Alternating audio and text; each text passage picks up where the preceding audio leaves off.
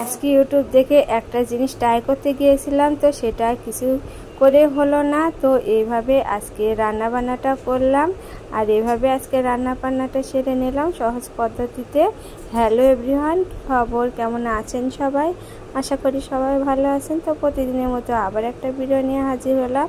তো এই তো সকাল সকাল রান্না করতে চলে এসেছি। তো আজকে সকালে অনেক রকম রান্না হয়েছে। আর এই তো শাক ভাজি করলাম, করলা ভাজি করলাম, আর এদিকে রুটি করছি আর সবজিও হয়ে গেছে। তো আজকে সকালে অনেক কয়েক পদেরই রান্না করেছি। তো সবাইকে খেতে দিয়েছি আর আমার জন্য খাবার বেড়ে নিলাম, শাক ভাজি, করলা ভাজি আর এই তো সবজি। তো আমি খাওয়া দাওয়া কমপ্লিট করে একটু রেস্ট করে এই তো আবার দুপুরে রান্নায় চলে আসলাম। তো এই তো কাঁঠালের বিচি দিয়ে আজকে একটা রেসিপি করব।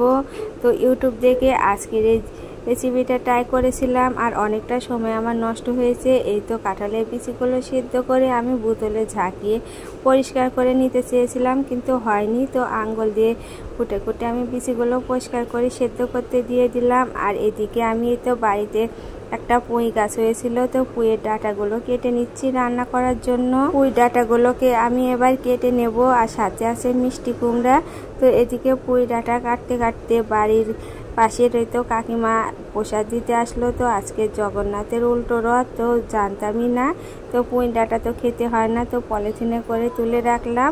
আর শুধু মিষ্টি কুমড়া আলু দিয়ে আজকে তরকারিটা করলাম। তো আমার আজকে মনেই ছিল না আজকে দ্বিতীয় রথযাত্রা। তো প্রথম রথযাত্রার ভিডিওটা তো আপনি দিয়েছি আর অনেকটাই মজা করেছিলাম। আর এইদিকে মিষ্টি কুমড়াটা তুলে দিলাম আর আলু দিয়েছি সাথে, আর মরিচ লবণ হলুদ দিয়ে তো নেড়ে চেড়ে আমি মিষ্টি কুমড়াগুলোকে ভেজে নিচ্ছি।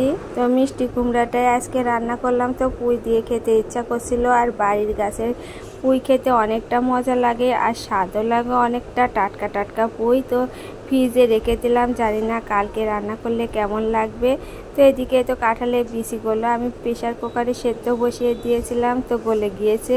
এবারে এর ডাল রান্না করব। তো এই প্রথম আমি কাঁঠালের বিচির ডাল রান্না করছি। তো খেতে খুবই ভালো হয়েছিল। তো হাজব্যান্ড তো বললো এভাবে তো ডাল আগে কখনো করনি, খেতে তো অনেক ভালো লাগছে, তো এভাবে আবার করো।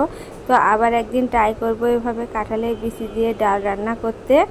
আর আজকে নিরামিষভাবে কাঁঠালের বিচির এই ডাল রান্না করলাম। অন্যদিন রান্না করলে পেঁয়াজ রসুন দিয়ে আমি রান্না করে দেখব কেমন লাগে। তো কাঁঠালের বিচির অনেক রকমের রেসিপি আছে, তো করার চেষ্টা করব আর আপনাদের সেটাও শেয়ার করব।